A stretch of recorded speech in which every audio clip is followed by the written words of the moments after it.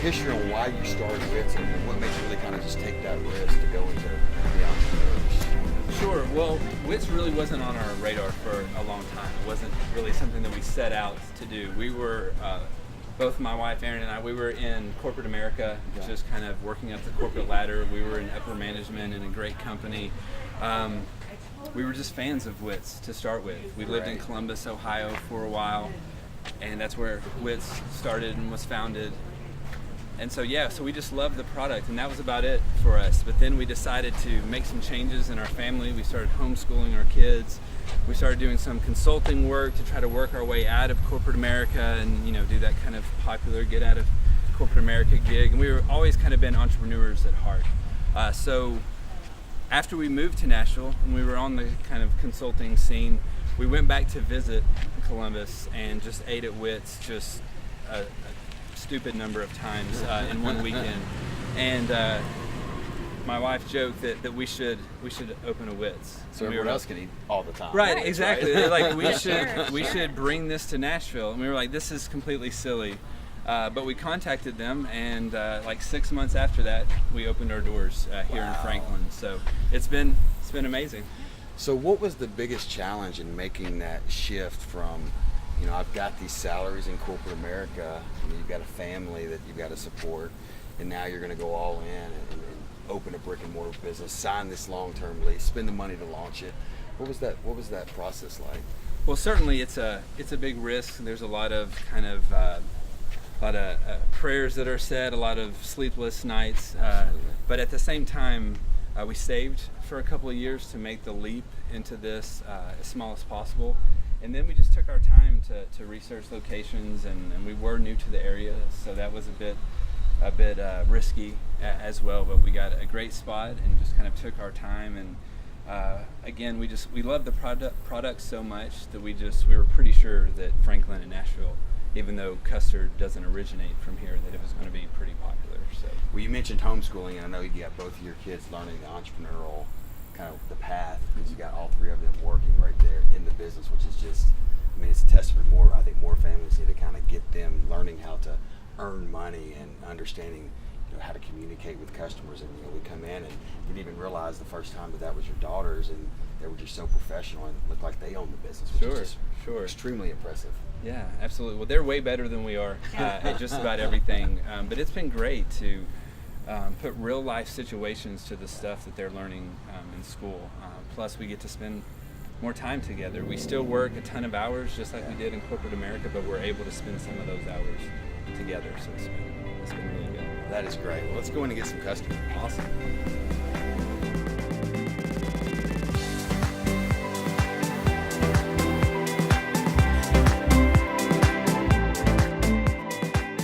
So what year did you guys found this location? We opened in 2016. 2016, awesome. Now, is there plans for other locations, or what are kind of your plans when you look at the future of the business? There are. We would we feel we didn't start Whit's, but we love Whit's. We love kind of the concept of Whit's, and we would like to kind of, since we brought it to Nashville, kind of make it ours, give or take, in the Nashville area. So it's a little. There may be something coming in the not so distant future, but yes, we would like to have some other locations. You mentioned earlier you guys fell in love with the Whit's brand when you were in Columbus. What do you think makes it so special to your customers? What makes Whit so special to those customers? Sure. I think for here, we were the first one in the state of Tennessee, and so bringing a new brand, that's part of the risk too, is we really didn't know, for sure how people were going to respond to frozen custard here. And thankfully they absolutely fell in love with it. I think the product sets itself apart from any other product on the market, at least within our area. And also the relationship building from our corporate background, that was kind of the industry we were in, was really all about the relationships and building rapport with people, and that's something that was very important for us initially when we opened this location. So we were here 7 days a week, 12 to 14 hours a day for the first 4 to 6 months. Very purposeful, so that we could build relationships, get to know people, so people know our name, they know our children's names, and I think that kind of helps, has made it a little bit more successful than it could have been had we been kind of non-existent owners, just opened the doors and left it to someone else to run. I've talked to a lot of franchisors in our business, and that's one of the biggest challenges when you have an absentee owner of a brick and mortar franchise, is if you don't have the people behind the counter showing the passion, showing how much they love the brand and how much they want to help the customer be involved in the business. Now, in Middle Tennessee specifically, there's not a lot of places you can even find custard, right? I mean, in the South in general, it's not a very frozen custard's not something that we get every day, right? Certainly, it's definitely more of a Midwest, Northeastern thing. It's where it started and hails from. But there are more custard places coming to the area, but that was certainly something that we were concerned with.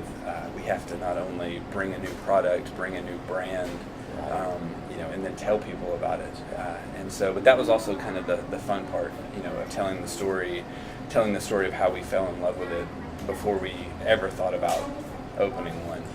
Because there's tons of opportunity there, but you have to be patient because people didn't know everyone didn't know what frozen custard was. Right, exactly. We thought that there was a lot of short side risk to that, but it's really turned out to be great. People, especially this community in Franklin, has really been really receptive to us and kind of the relationships we've started building. So walk me through a little bit of the challenges. You open up, you've got the grand opening, so you're going to get a little influx of people coming in. And what kind of communication challenges did you have after the fact? Like you had the newness of the grand opening wears off, and you've got to get these customers continuing to come back. What kind of communication challenges did you guys have? Sure. Well, I think we discuss a lot about how much we should be communicating to our customers and what we should be saying to them. And as a small business, we don't have all the resources to create lavish marketing plans and things like that. Marketing, programs that we put out there. So that's really kind of been how do we leverage things like TL Connects and even social media platforms. And that's what we've done most. And like I said, through the relationship building, we've relied a lot on word of mouth.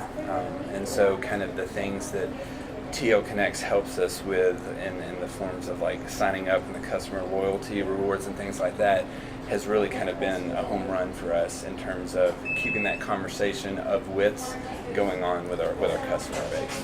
I think one of the most unique things that we kind of talked about is you've got these new customers coming in and you're busy running the business. How do we automate a way to engage those customers and still make it feel one-on-one and personalized? And we've done some of that stuff together, but to automate, if they haven't been here in so many days, we automatically send them a message saying, hey, we made sure to come back to Whit's and get an offer. So that's been really exciting to see how engaged the customers are with the platform. And that really goes a testament to you guys because we see a lot better results when you have people engaging the customer because they trust the technology, right? They walk up to the kiosk and they're going to trust the technology because they trust you guys. Right. And then we can on the back end do all the work to kind of help facilitate driving those customers back and increasing that frequency and stuff. Right. So that's exciting. What do you just from a TL Connects perspective, what was the most surprising thing once you partnered with us after the fact that you became a customer? What was the most surprising thing for you guys? Sure. Well, I think what we have found using the text alerts, the 2 that we get per month, we don't use it all the time, but when we do, we will see a huge influx in the business that day, regardless of if we're offering a discount or not.